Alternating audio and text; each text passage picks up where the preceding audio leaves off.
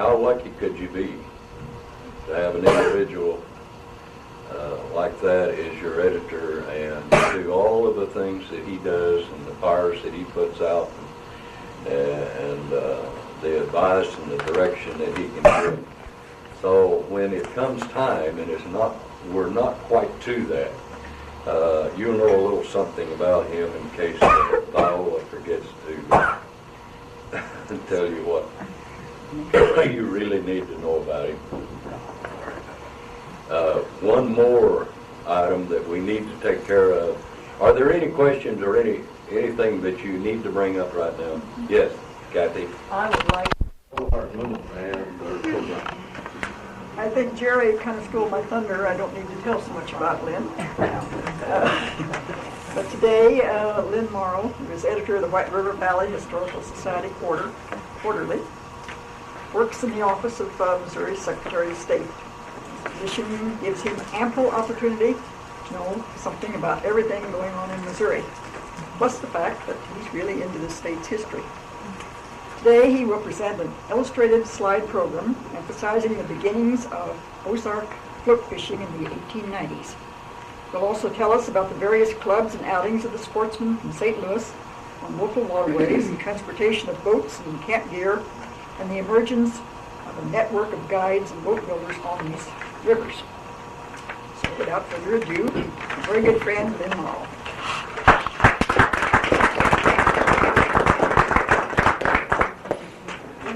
I guess the first thing I should do is tell you I had some of that ample opportunity just a few days ago when I got to be with 330 mayors and aldermen and city managers, but I can also tell you they're not near as much fun as it is down here. Legislative committees can get pretty hot pretty fast and stay hot long, so I always enjoy a friendly atmosphere down here a lot more. Some of you know that during the last year or two, Linda Myers-Finney down at the end of the table and I have been taking another look at historic tourism, coming up with a number of questions and ideas about things. And one of the assignments I gave myself that I started to wonder about quite some time ago, it's hard to grow up in southwest Missouri and never hear anything about float fishing. I think probably anyone that's lived here any time at all has seen or heard something about float fishing. And if you look in the local histories or any sort of print matter about it, the thing that strikes me is that in 1905, when the railroad was built through here, that float fishing was an instantaneous success. Now, I know enough about business history, and some of you businessmen do, that it's highly unlikely that that's just circumstantial. There's probably something laid down as a foundation well before 1905 that allowed Barnes family and others after them to be so successful with the railroads in that particular enterprise. Not that float fishing generated all that much money, but it was certainly a foundational theme that everybody went to school on and promoted the region very well. Those of you that know family history a bit around here may be familiar with the names of Henry Rogers, Jeff Scott, C.C. McCord in Stone. All three of these are Stone County: Rogers, Scott, McCord, and Charles Kenyon and Forsyth. What you may not know is that those men and others of their peers were taking urban sportsmen on float trips before Charlie Barnes ever hit the water with a Jonboat. And that's what I'm going to talk to you about and show you about what's going on around the region.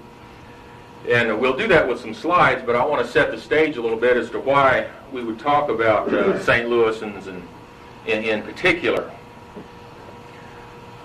After the Civil War, and when businessmen in St. Louis realized that Chicago was going to be the marketing center of the Midwest, St. Louisans turned their eyes south and west. And in any St. Louis history, you would read about St. Louisans' view of the Southwest. And by that they mean southern Missouri, Arkansas, Louisiana, Oklahoma, and Texas.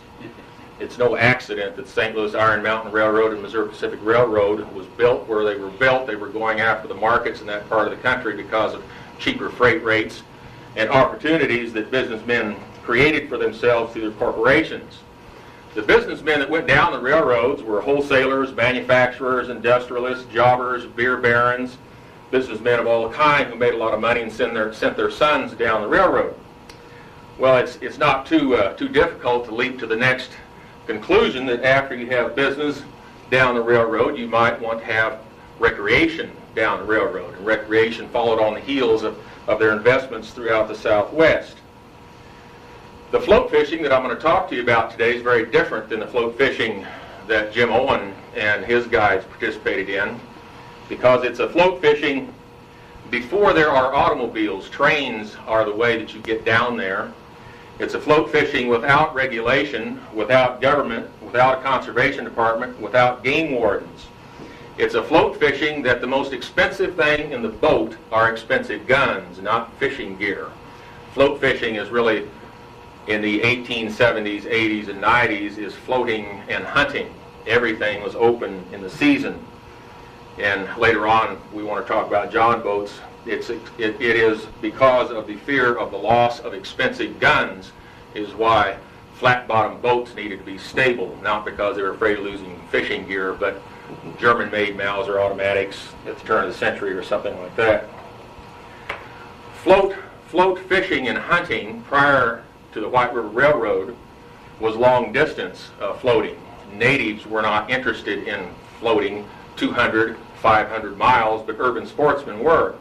St. Louisans would go to the head of the Merrimack River and float 200 miles from the Merrimack on down into St. Louis.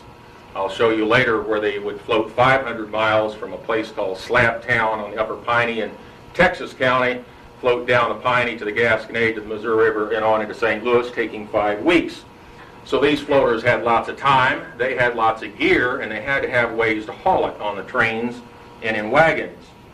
And as early as the 1870s, Field and Stream magazine, which was the most significant and influential serial in the United States at the time, began to publish little blurbs for each state on where wealthy sportsmen can go, how you can get there, what you had to take with you, and who to see to get hauled upriver. Boxcars were rented to haul dogs, camp gear, guns, boats, and these boats were sometimes made by master craftsmen in the city, and they had to be hauled on the trains and let off at particular depots, and then you would hire Mr. Smith or whomever to put you on a wagon and haul you upstream and back down to the railroad. So I think what we'll do, those of you in the back, this little screen isn't the best. If you want to move your chairs up along the side so you can see better, that's fine. I need somebody to open the door and turn the switch off right on the left-hand side outside the door, and we'll darken it up here.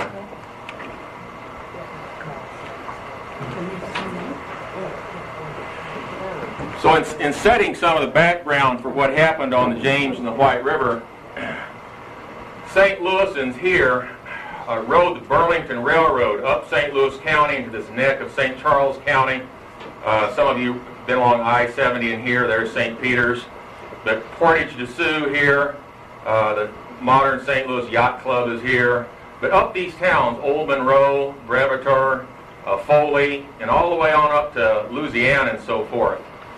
This strip of land in the Mississippi bottoms is where they wanted to go, and at each rail stop, it was an entrepot for going to clubhouses. The largest one by far is this Kings Lake Clubhouse. Many St. Louis elites, you'll see, if you look at this map closely, these are sloughs, almost river-like, and the clubhouse is on a peninsula. Here's Kings Lake, the stop on the Burlington, Foley, Ellsbury is up here, St. Peter's is down here, here's Winfield. Families like the Limp Brewing Company that created the Falstaff label owned all this land down here, 3,500 acres, while Wetmore owned the game park out here on White River. But most of this land through here was either owned or leased by St. Louis industrialists who had clubs.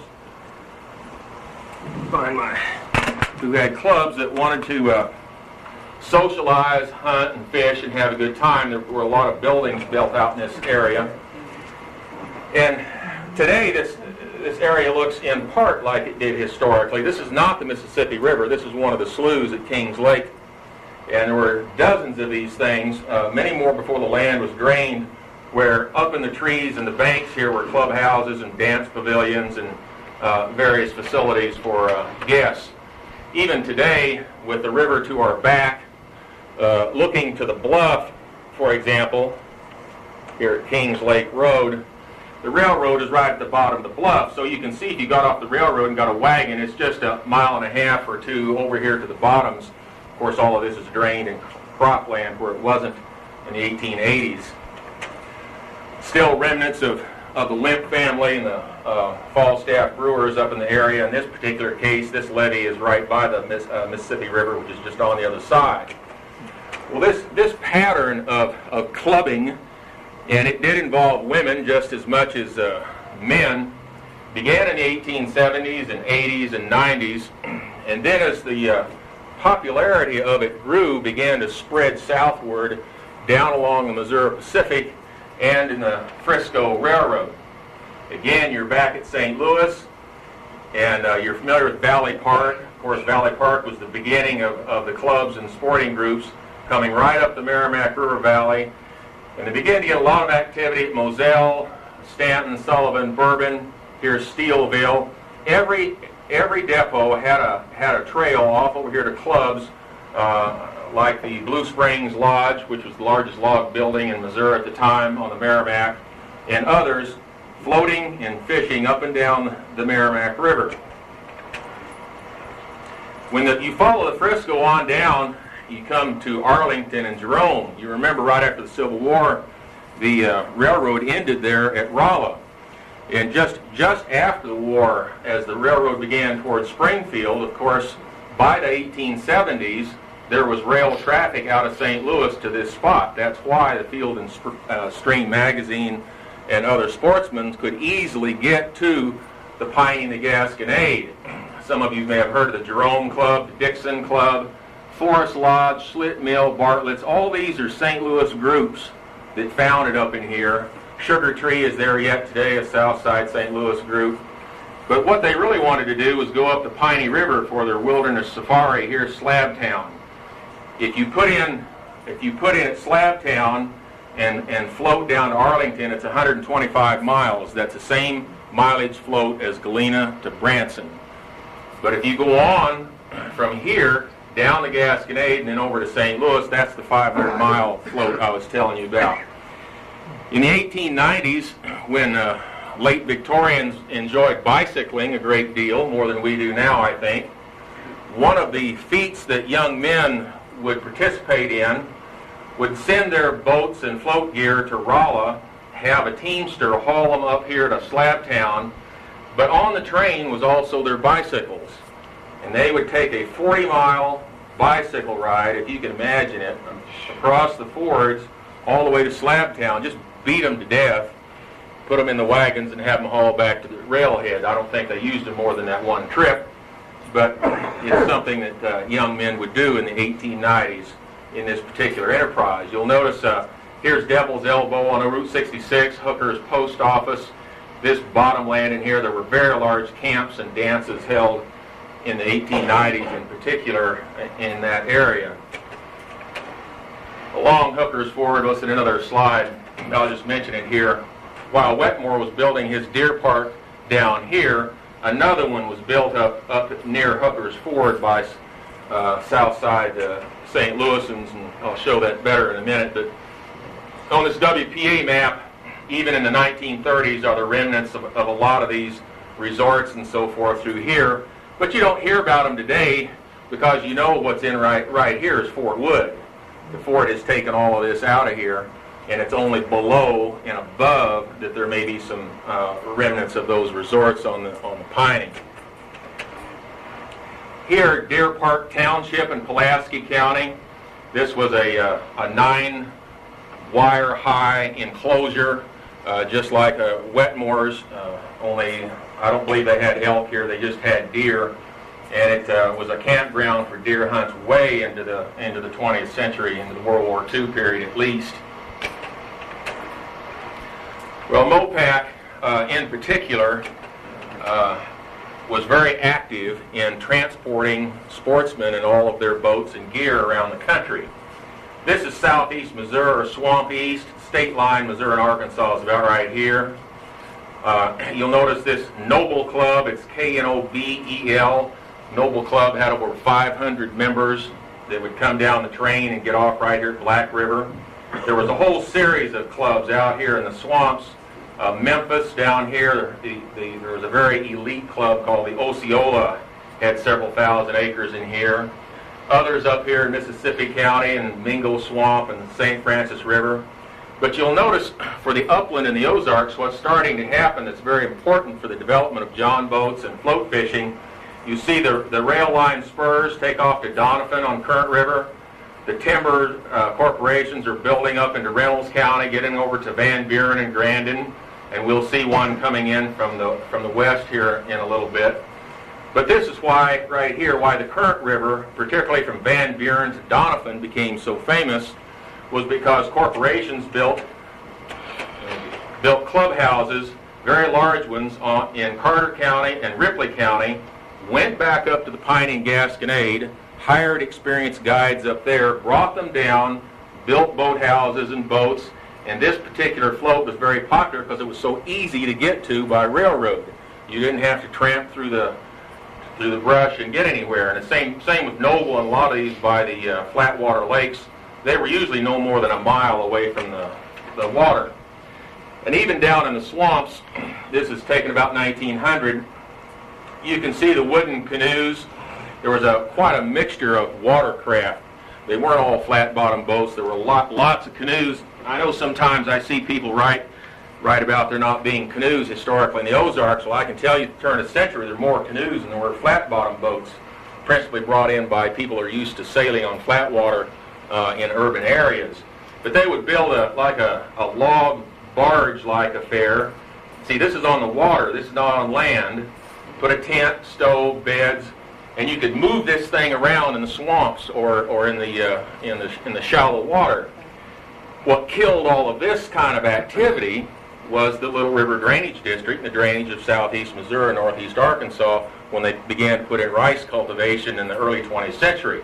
But prior to that, it was truly a hunter's paradise with an enormous amount of clubs down there, sometimes buying land on either side of the state line to take advantage of the Missouri game laws and the Arkansas game laws, depending on which side was more liberal at that time of the year.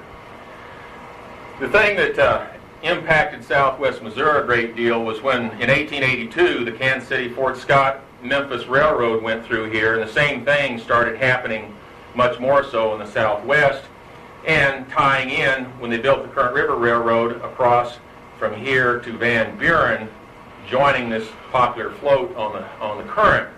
But you see the railroad is coming into Eureka Springs here. Eureka was popular for a while in taking boats and hauling over the Kings River, going down to the White, and going straight to the White River and coming down the White. The thing that has surprised me in terms of how much of a safari this got to be is that some sportsmen would get off at Eureka, hire people, and they would hire them to take them all the way to Galena and float down to the mouth of White River and haul them back. Now that is a lot of trouble. But there were a number of wealthy sportsmen that did so, and those of you who know McDonald County know some of them went on to Knoll, and some went on out to Indian Territory at the time. Well, this is just back over in the southeast where the other railroad gets built to Chicopee and then across the river down to Grandin. These corporations in the area here that had large sawmills also, because timber companies and the railroads are doing business together, if you showed up and didn't have any boats, sawmillers would saw them out of green lumber and put them in the river for you at the time. The only trouble is, of course, is they're so darn heavy and unwieldy that they have a lot of accidents with them, and so sportsmen preferred to bring their boats on the railroad and put in the water, coming in this way or coming over through Mill Spring and down. The flat-bottom boat is a generic term that describes a lot of things, just like the term skiff. And you'll see this boat still has the bark on it, just sawed slabs and nailed together on top of a timber raft going down the river. These boats were generally built for one trip. You pick up sawed lumber at the mill, nail them together, take them down river, and get rid of them. Because of the large timber drives and tie drives in the southeast, flat-bottom boats began to get more sophisticated because more time was spent on the river by tie hackers and, well, not the hackers, but the rivermen, in moving lumber on the water. And so they wanted to have a better boat, sometimes a boat that could be reused, a more stable boat. You can see two guys are standing up in this one right here. Then they really get large toward the end of the century, into the 26 feet range, 28 feet and so forth, in moving their ties around the waterway. You still don't have any shear or rake to speak of. You just got what you see in kind of a boxy affair there at the snug ends of them. While the locals and the natives are using at the time what was referred more to as a gig boat, which is a very narrow 18-inch wide, maybe 24-foot long boat that was poled across the river. And you can readily begin to see you're not going to take, or you wouldn't want to take, I don't think, a 200-mile float trip with gear and guns and dogs and all sorts of things going down river in a boat like this, because it's too unstable. It's only for short distance trips. And again, here's Floyd Layton and Frank Carr in similar kinds of boats, I'm guessing over on the James, I'm not sure. Well, even as late as 1910, these boxy-looking square boats without any shear or rake to speak of are legion on the rivers. This is Governor Hadley here on one of his famous promotional trips that he made during his term from 1909 to 1912. And you see one of those gig boats in the back, and the lady poling it, and they're poling this one. But this is just a boat that really is not sophisticated yet. It's not matured in terms of the commercial trade in what happens pretty shortly after that. Today, what most people don't realize, you can order these boats out of Sears and Roebuck in the 1890s, just like you can order a house, or you can order a loom to weave on, or you can order anything else. And I don't have any evidence of that, but I'm sure that some businessmen along the railroads in southern Missouri and northern Arkansas ordered boats out of Sears and Roebuck. I know that they bought some and put them in the store windows to advertise. But the Frisco line, and opening up at the turn of the century, it's mineral lands in the southwest, had a great deal to do with promoting more new people. You can see on Linda's map here, there's something very striking about this map that we didn't notice a number of years ago. But she's got shaded in here the Shepherd of the Hills country, generally recognized. What's not shaded is this loop right here. That is the first significant goal for float fishing on the James and Upper White River country.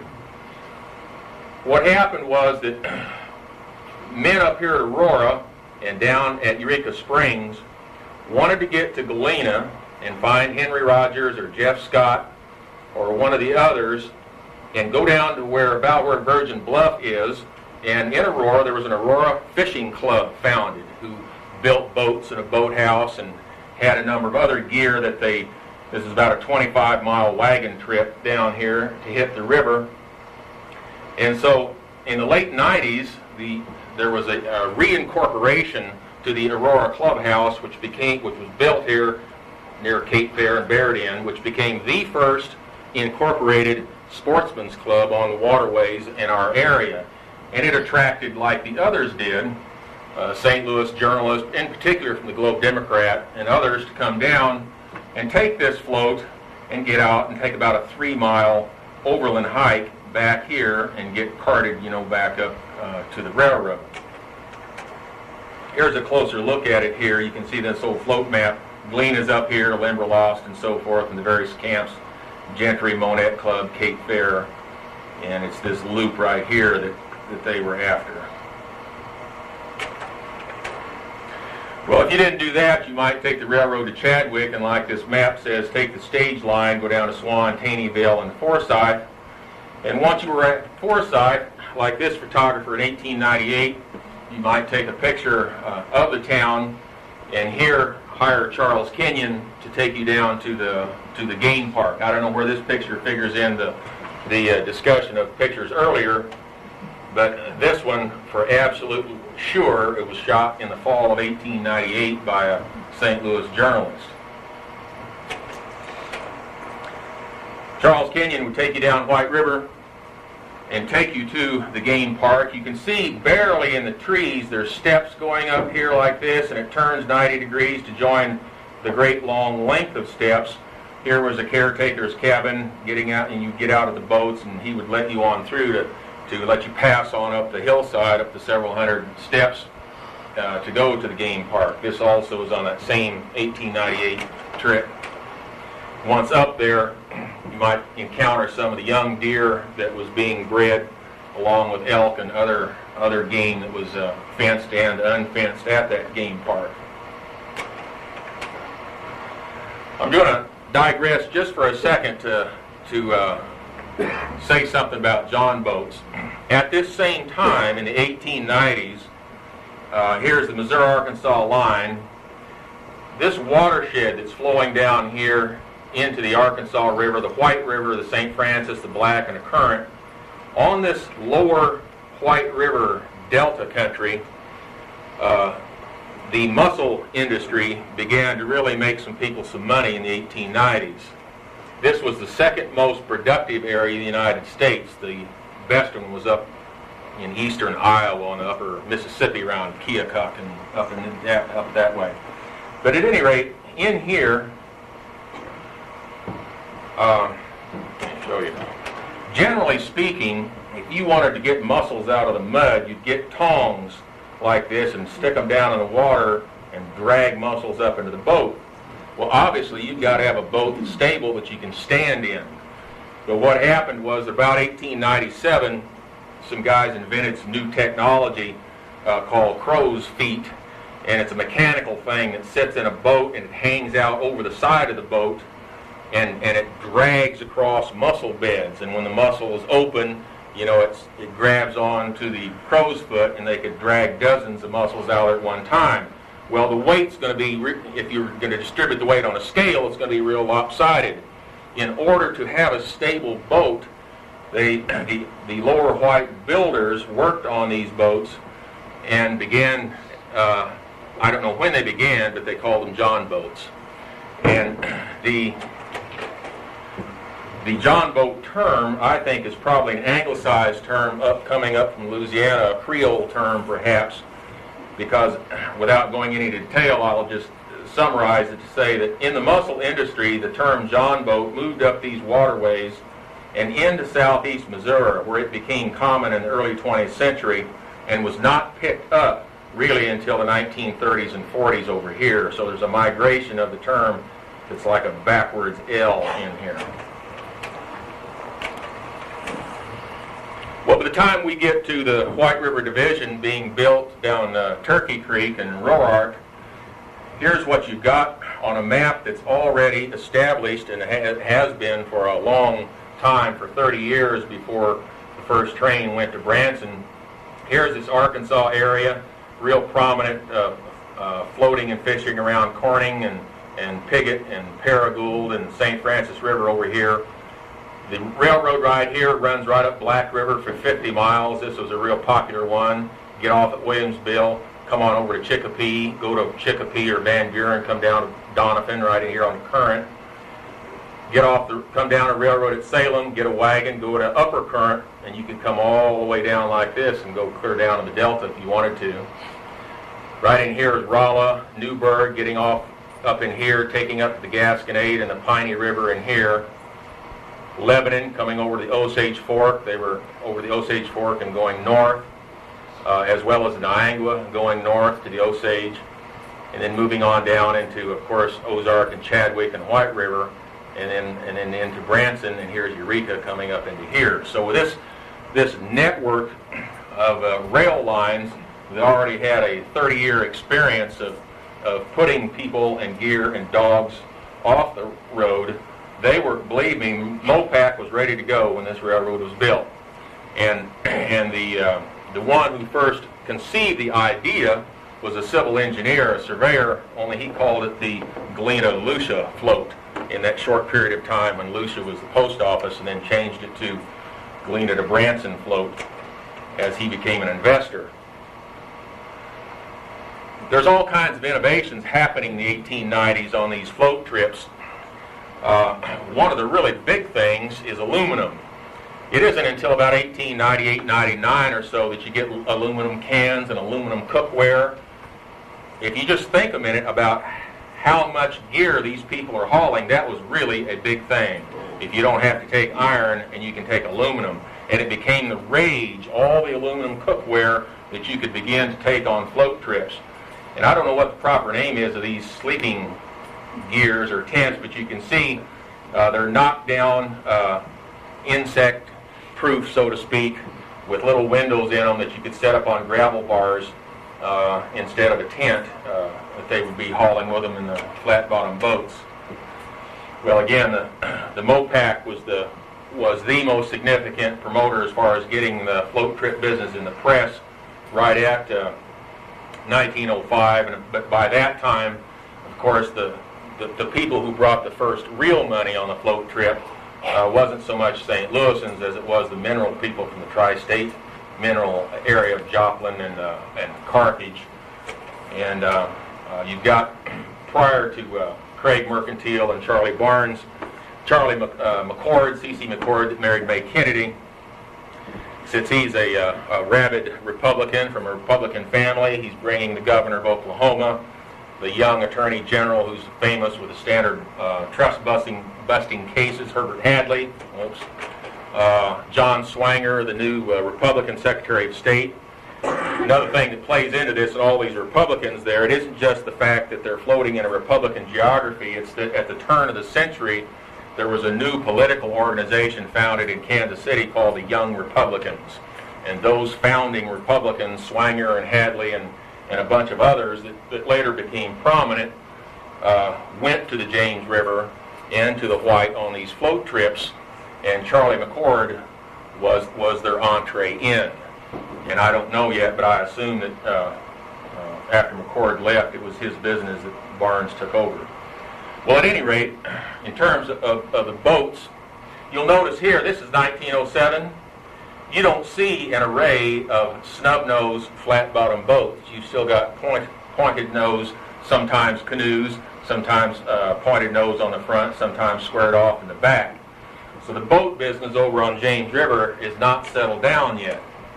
About 5 years later, you can begin to see, by 1912 or 10, the transition is starting to take place. You've still got some wooden canoes here, but you've got most of the boats are beginning to look more like what you would think a John boat might look like. You still don't have any shear or rake to speak of.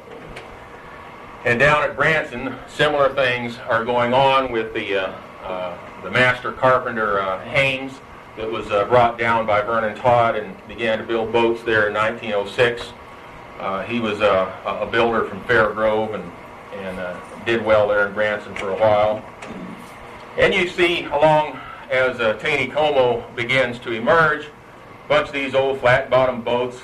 And this, by the way, is the first Sammy Lane tourist boat being built.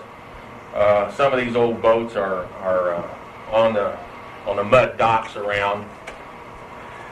But by 1920, this faded picture is over on Current River. But if you follow this outline, if you know enough about these boats, you do have shear and rake and enough room and length to carry 1,000 or 1,500 pounds. As on the James River at Hitch Rock, which was pictured in the St. Louis papers as one of the places to head for, you see the same sort of thing. You've got finally a profile of a maturing Ozark Jonboat that comes between 1910 and 1920. I have a theory as to why that happened, and I'll show you. I'm just going back to remind you how boxy these things look at 1910. They don't look anything like a John boat 10 years later. The big difference is that when Powerside Dam was built and Taneycomo was impounded, Taneycomo Lake became a showcase and a theater for boats.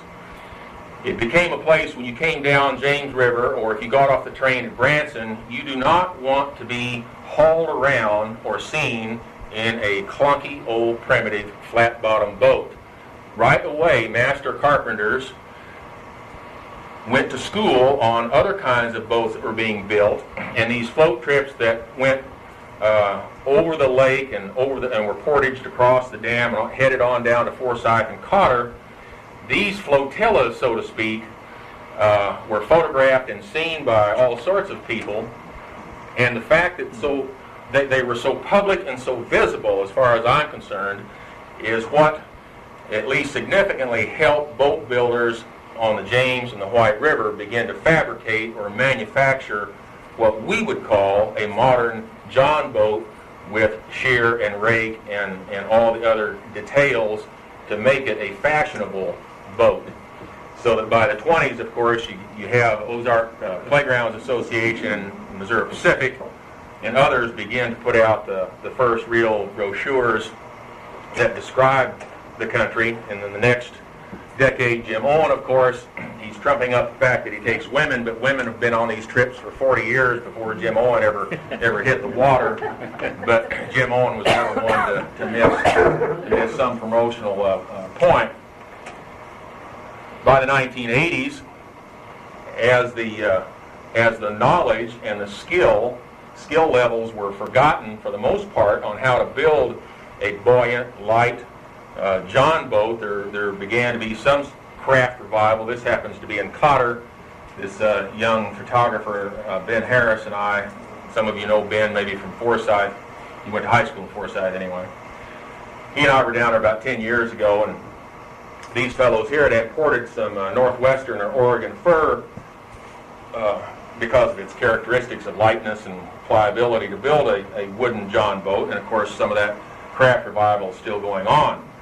But one of the things I remind you is Oregon fir was imported to St. Louis in the 1890s to build flat-bottom boats as well. It's not a new innovation like some modern fishermen may think it is. That may be, I think that's all the slides. If we could turn the light back on.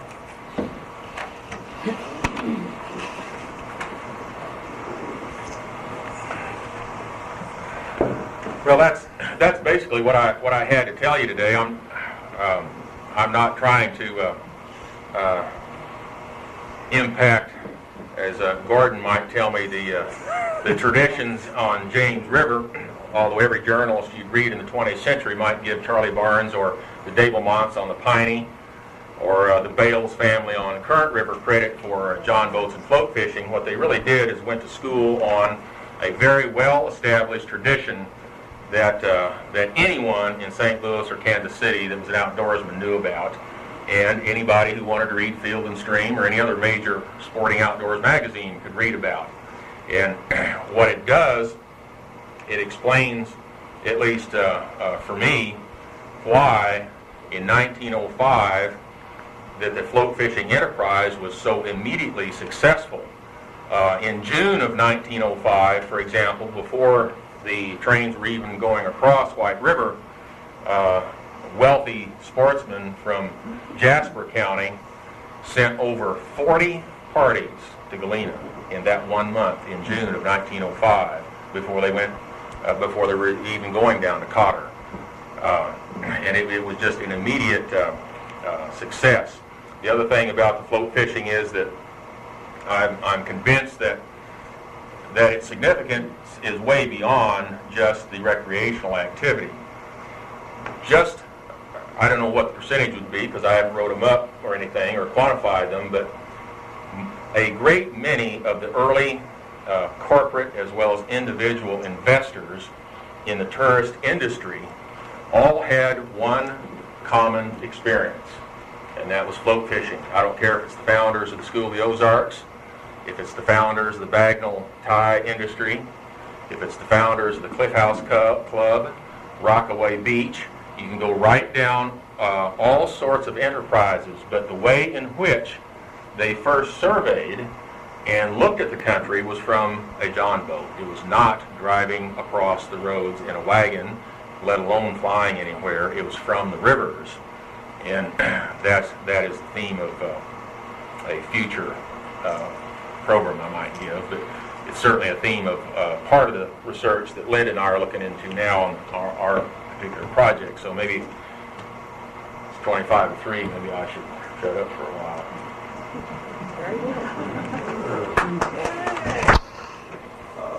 I do have a question. And you talked about these boats on the right.